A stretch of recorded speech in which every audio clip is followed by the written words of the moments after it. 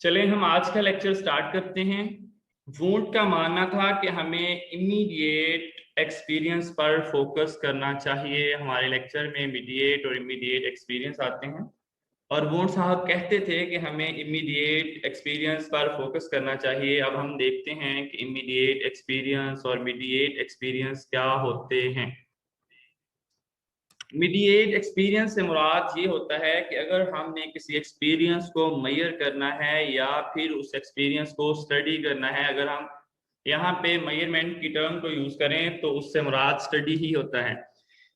तो हम कुछ टूल्स का, कुछ टेक्निक्स का इस्तेमाल करें उस एक्सपीरियंस को मेजर करने के लिए, और हम इसको जब स्टडी करें या इसको इंटरप्रेट करें तो हम किसी टूल्स का इस्तेमाल करें। मिसाल के तौर पर जो फिजिस्ट हैं वो इस्तेमाल करते हैं मुख्तलिफ तरह के इंस्ट्रूमेंट्स का, लाइक स्पेक्ट्रोमीटर है, इसका इस्तेमाल किया जाता है लाइट की वेवलेंथ को मालूम करने के लिए। तो ये आता है मीडिएट एक्सपीरियंस में।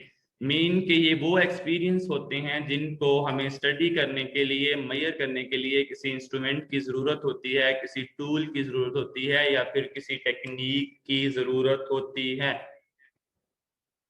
अब इमीडिएट एक्सपीरियंस क्या होता है? इमीडिएट एक्सपीरियंस एक ऐसा एक्सपीरियंस होता है जिसको हम स्टडी करते हैं बगैर किसी इंस्ट्रूमेंट का इस्तेमाल किए हुए, और जैसे ही वो एक्सपीरियंस एग्जिस्ट करते हैं हम उनको वैसे ही स्टडी करते हैं विदाउट एनी इंटरप्रिटेशन।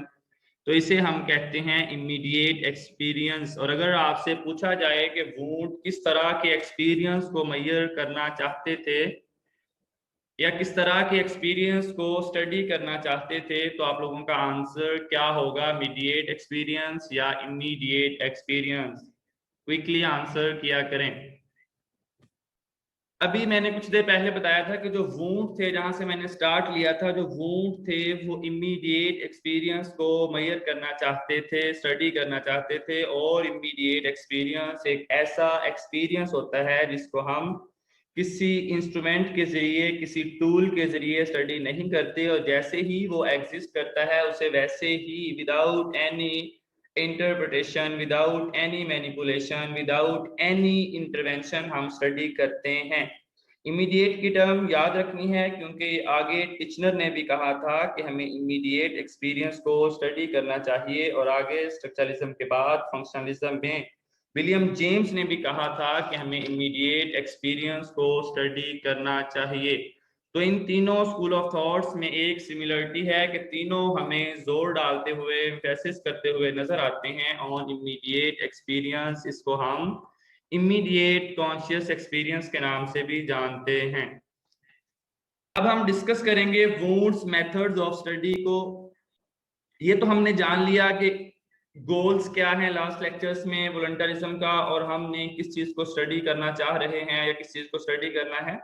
अब हम ये जानने की कोशिश करेंगे कि किस तरह से हमने इमीडिएट एक्सपीरियंस को स्टडी करना है, या जो मेंटल एलिमेंट हैं या बेसिक मेंटल एलिमेंट हैं उनको किस तरह से डिस्कवर करना है, और वो लॉज किस तरह से डिस्कवर करने हैं जिनकी मदद से या जिनकी वजह से बेसिक मेंटल एलिमेंट जो हैं वो कॉम्प्लेक्स मेंटल एलिमेंट को वजूद देते हैं।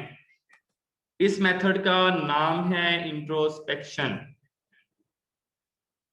तो अगर आपसे पूछा जाए कि इंट्रोस्पेक्शन का बानी कौन था, तो भाई इंट्रोस्पेक्शन शुरू से ही इस्तेमाल होता आ रहा है। Philosophers, Greek philosophers, early philosophers ने भी इसका इस्तेमाल किया है। अब ये इंट्रोस्पेक्शन होता क्या है? इंट्रोस्पेक्शन जो है बेसिकली केयरफुल और सिस्टमैटिक सेल्फ ऑब्जर्वेशन होती है अपने कॉन्शियस एक्सपीरियंस की। कि अगर आपका एक्सपोजर करवाया गया है किसी भी एक स्टिमुलस से, तो आप उस स्टिमुलस को देखें और बताएं कि आपको कैसा महसूस हुआ है और आपके जहन में क्या चल रहा है। इसको हम इंट्रोस्पेक्शन कहते हैं, और इंट्रोस्पेक्शन को हम इंटरनल परसेप्शन के नाम से भी जानते हैं। और एक लेमैन के लिए हम इसे कहते ये भी हैं कि अपने गिरेबान में झांकना। इंटरनल परसेप्शंस को हम इंट्रोस्पेक्शन कहते हैं। लेकिन वुंट के मुताबिक इंट्रोस्पेक्शन क्या था, ये हम डिस्कस कर रहे हैं। अगर आपसे पूछा जाए कि introspection is also known as dash. तो याद रखिएगा इंट्रोस्पेक्शन को इंटरनल परसेप्शन भी कहते हैं। अब विल्हम वुंट ने हमें दो तरह के इंट्रोस्पेक्शन में फर्क बताया था और ये बताया था कि हमें कौन से वाले इंट्रोस्पेक्शन का इस्तेमाल करना चाहिए, क्योंकि इंट्रोस्पेक्शन जो है वो शुरू से ही इस्तेमाल होता आ रहा है फ्रॉम अर्ली फिलोसफर। तो ये दो टाइप्स थी, प्योर इंट्रोस्पेक्शंस और experimental introspection according to Wilhelm Wundt. Pure introspection वो इंट्रोस्पेक्शन है जो अर्ली फिलोसफर्स इस्तेमाल किया करते थे, जिसमें अनस्ट्रक्चर्ड सेल्फ ऑब्जर्वेशन हुआ करती थी, किसी किस्म की ट्रेनिंग वगैरह नहीं दी जाती थी। जो हम केयरफुल और सिस्टमेटिक सेल्फ ऑब्जर्वेशन की बात कर रहे हैं वो सेल्फ ऑब्जर्वेशन मौजूद नहीं होती थी।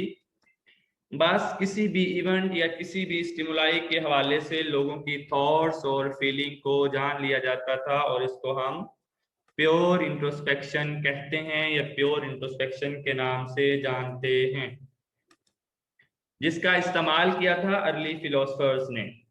अब वुंट ने हमें बताया था कि हमें इमीडिएट कॉन्शियस एक्सपीरियंस को स्टडी करने के लिए प्योर इंट्रोस्पेक्शन की जगह एक्सपेरिमेंटल इंट्रोस्पेक्शन का इस्तेमाल करना चाहिए। ये बात याद रखिएगा कि वुंट ने हमें बताया था कि हमें इमीडिएट कॉन्शियस एक्सपीरियंस को स्टडी करने के लिए, मेजर करने के लिए प्योर इंट्रोस्पेक्शन की जगह एक्सपेरिमेंटल इंट्रोस्पेक्शन का इस्तेमाल करना चाहिए, जो कि साइंटिफिक है, क्योंकि यहाँ पर बाकायदा तौर पर ट्रेनिंग दी जाती थी और ये एक सिस्टमेटिक अप्रोच पर बेस करता है। तो विल्हम वुंट ने एक्सपेरिमेंटल इंट्रोस्पेक्शन पर जोर दिया था या फोकस करवाया था। इस इंट्रोस्पेक्शन में बाकायदा तौर पर सब्जेक्ट को या पार्टिसिपेंट को ट्रेनिंग दी जाती थी और मुख्तलिफ स्टिमुलाई से इनको एक्सपोज किया जाता था बार बार, ये जानने के लिए कि आफ्टर एक्सपोजर उनको कैसा महसूस होता है, उनके माइंड में क्या चल रहा है या क्या चल रहा होता है। और इसी के इस्तेमाल से वुंट ने डिस्कवर किए थे एलिमेंट्स ऑफ थॉट्स या एलिमेंट्स ऑफ माइंड या एलिमेंट्स ऑफ कॉन्शियसनेस, या फिर कह सकते हैं कि एलिमेंट ऑफ कॉन्शियस एक्सपीरियंस। अब वुंट के एलिमेंट्स ऑफ थॉट्स या एलिमेंट ऑफ माइंड या एलिमेंट ऑफ मेंटल इवेंट्स क्या थे वो देखते हैं।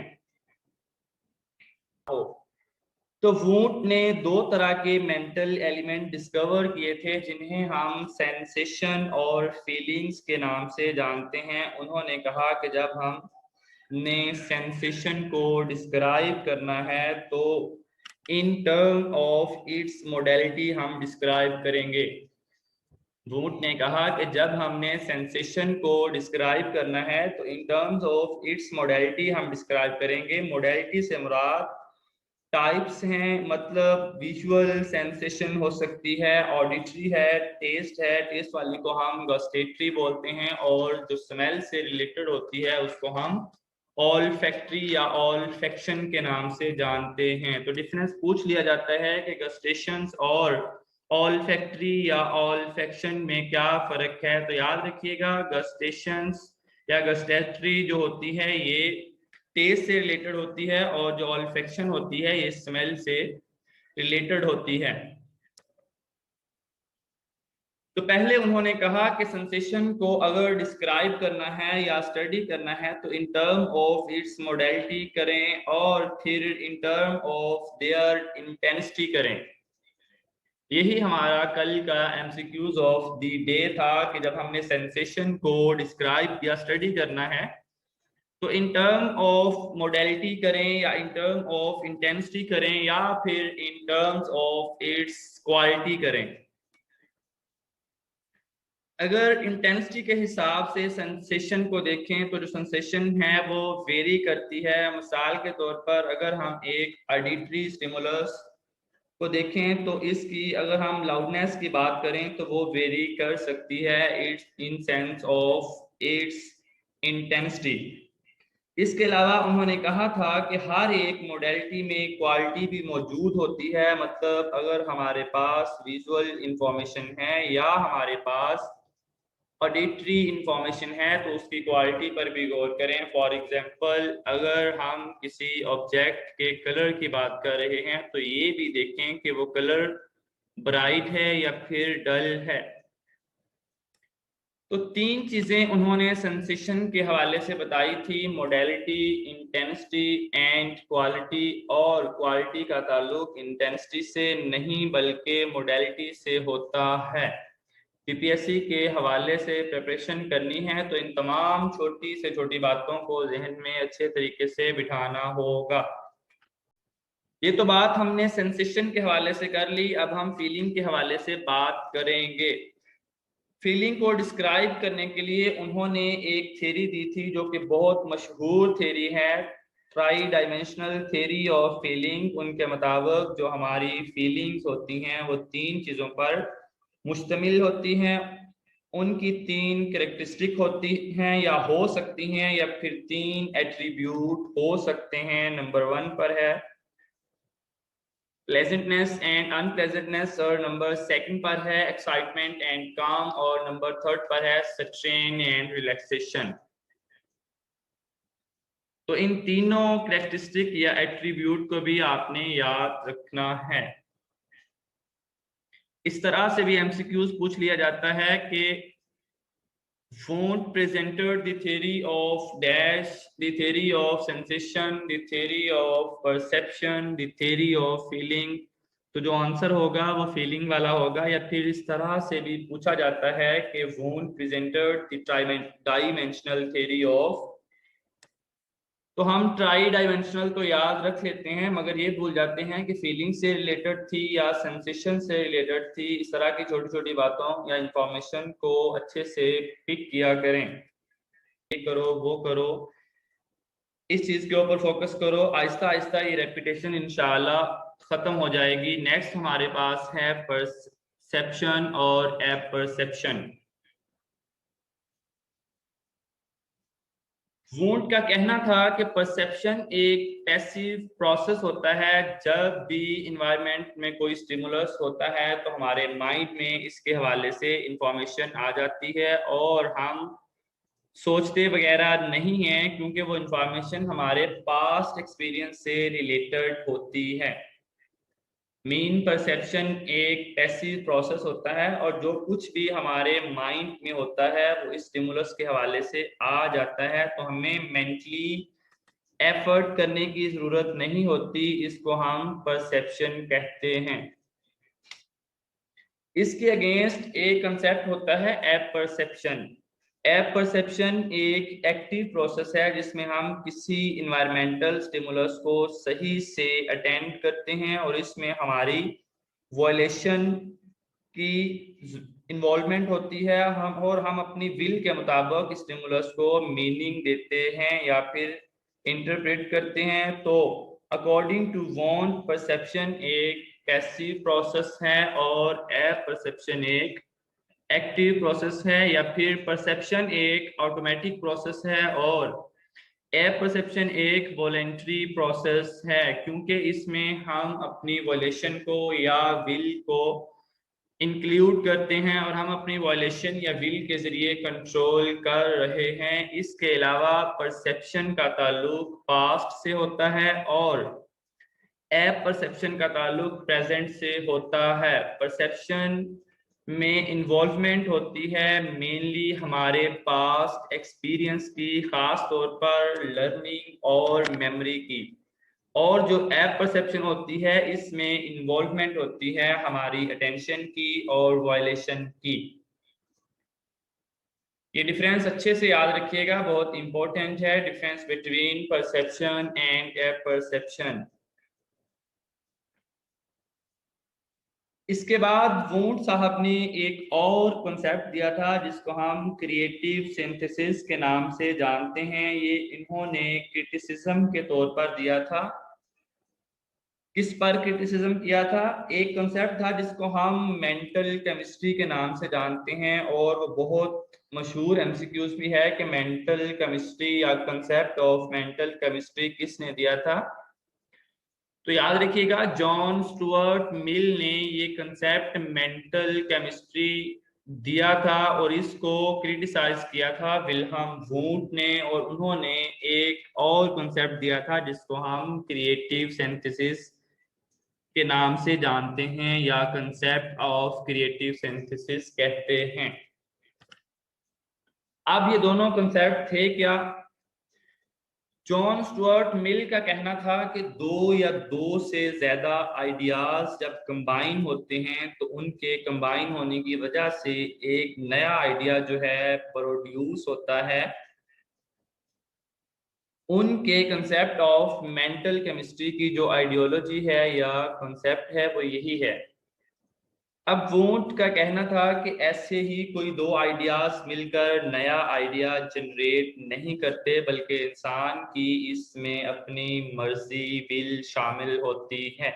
और जो जॉन स्टुअर्ट मिल्स का कंसेप्ट है ये एक पैसिव कंसेप्ट है। ये जो मेंटल एक्सपीरियंस के बारे में हमें बता रहा,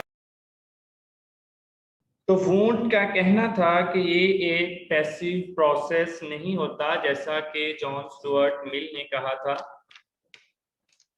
बल्कि ये एक एक्टिव प्रोसेस होता है, क्योंकि इसमें अटेंशन की इन्वॉल्वमेंट होती है। तो वुंट के मुताबिक जब हम किसी एक आइडिया को क्रिएट कर रहे होते हैं या कोई एक मेंटल एक्सपीरियंस को जनरेट कर रहे होते हैं, तो इसमें हम दो या दो से ज्यादा आइडियाज को आपस में शामिल करते हैं, या कुछ मेंटल एलिमेंट्स शामिल हो रहे होते हैं, और जब वो आपस में कंबाइन होते हैं तो उनमें हमारी अटेंशन की इन्वॉल्वमेंट होती है।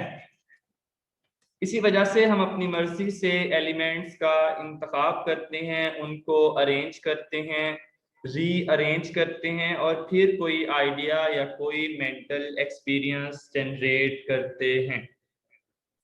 और याद रखिएगा, आपसे पूछा जाएगा कि क्रिएटिव सिंथेसिस का ताल्लुक जो है वो परसेप्शन के साथ होता है या एप परसेप्शन के साथ।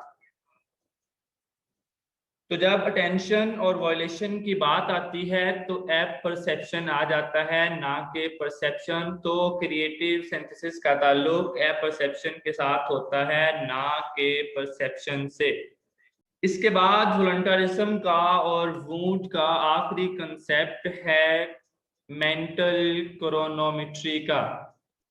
अब ये मेंटल क्रोनोमेट्री क्या है? मेंटल क्रोनोमेट्री का मतलब होता है स्टडी ऑफ रिएक्शन टाइम। अगर आपसे पूछा जाए कि जनरली मेंटल क्रोनोमेट्री क्या होती है, study of reaction time is called mental क्रोनोमेट्री।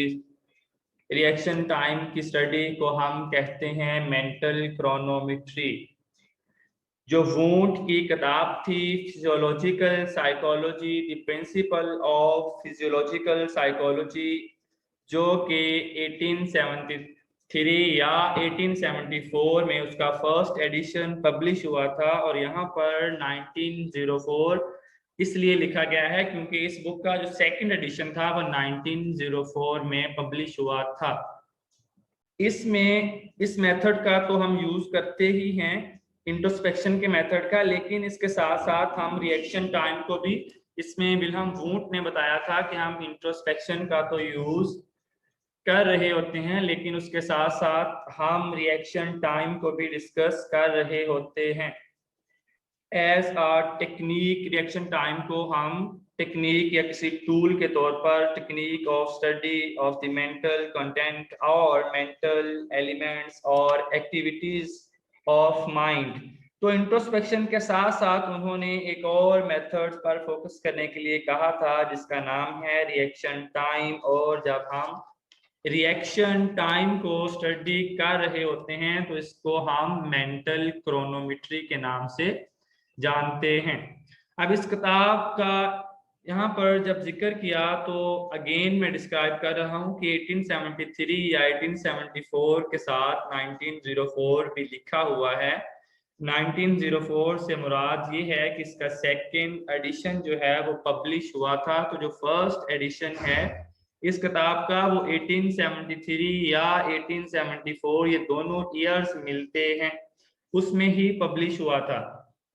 आपने 1873 और 1874 को सही से याद रखना है और किताब का नाम याद रखना है, the principle of physiological psychology, जिसको हम विल्हम वोंट की या एक्सपेरिमेंटल साइकोलॉजी की पहली किताब कहते हैं, या साइकोलॉजी की पहली किताब भी कहा जाता है, लेकिन इसको एक्सपेरिमेंटल साइकोलॉजी की पहली किताब कहा जाता है। इसमें जो टर्म फिजियोलॉजिकल है ये फिजियोलॉजी या मेडिकल से रिलेटेड नहीं, बल्कि इसका मीन एक्सपेरिमेंटल या एक्सपेरिमेंट था।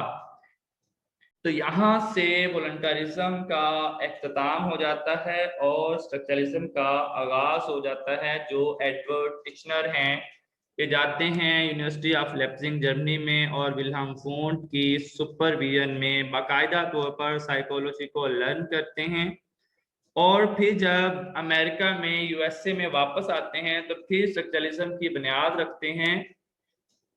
और अब हमारे नेक्स्ट लेक्चर और हम बात करेंगे स्ट्रक्चरलिज्म की, जिस तरह से विल्हम वोंट ने इमीडिएट एक्सपीरियंस को स्टडी करने को कहा था। टिचनर ने भी कहा जी हाँ, हमें भी स्टडी करना चाहिए इमीडिएट एक्सपीरियंस को, हमें भी स्टडी करना चाहिए कॉन्शियसनेस को, हमें भी स्टडी करना चाहिए माइंड को।